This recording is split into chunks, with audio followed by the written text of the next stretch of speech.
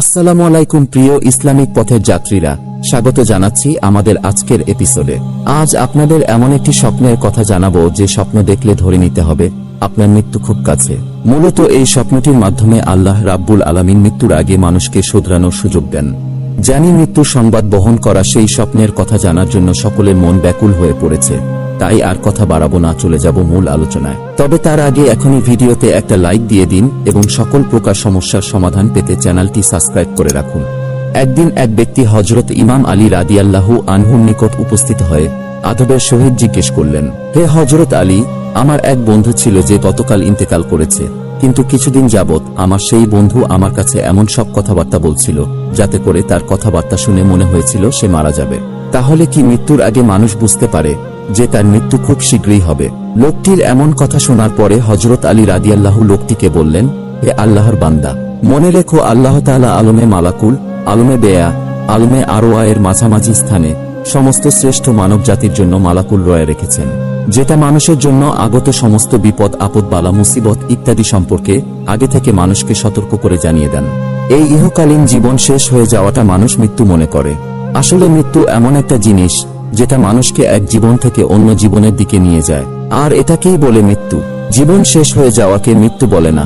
আল্লাহ তাআলা তার বান্দাদেরকে অনেক ভালোবাসেন, তাই আল্লাহ তাআলা তার বান্দাদেরকে মৃত্যুর ভয় থেকে দূরে রাখার জন্য ইলহামি স্বপ্ন দেখায়, যাতে করে মানুষ মৃত্যু যে নতুন এক জীবন সেটা বুঝতে পারে এবং মৃত্যুর ভয় মন থেকে কমে যায়। আল্লাহ তাআলা মানুষকে এই সুযোগ দেন যাতে করে মানুষ নিজেদেরকে শুদ্ধ করতে পারে, নিজের কৃতকর্মের জন্য আল্লাহর নিকট তওবা করতে পারে এবং মৃত্যুর আগে নিজের আত্মার মুক্তির ব্যবস্থা করতে পারে।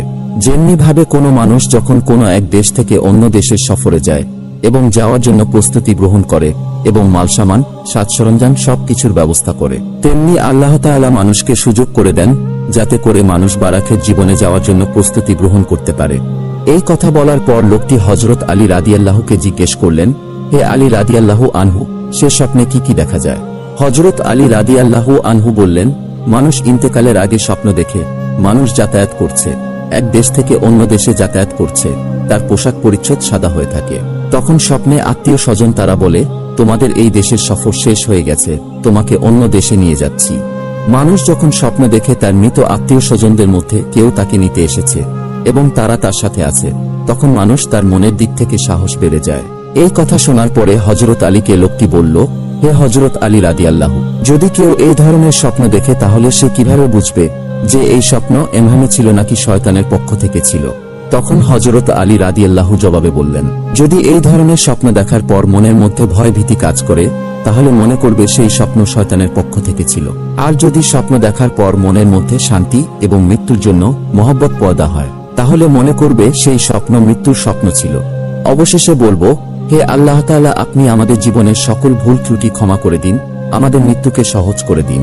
ভিডিওটির কমেন্ট বক্সে সকলে আমিন লিখে দোয়ায় শরীক থাকুন। আর আমাদের আজকের আলোচনা ভালো লেগে থাকলে ভিডিওতে অবশ্যই একটি লাইক দিন এবং সকল প্রকার ইসলামিক সাহায্য পেতে চ্যানেলটি সাবস্ক্রাইব করে রাখুন। ভালো থাকবেন, সুস্থ থাকবেন, আল্লাহ হাফেজ।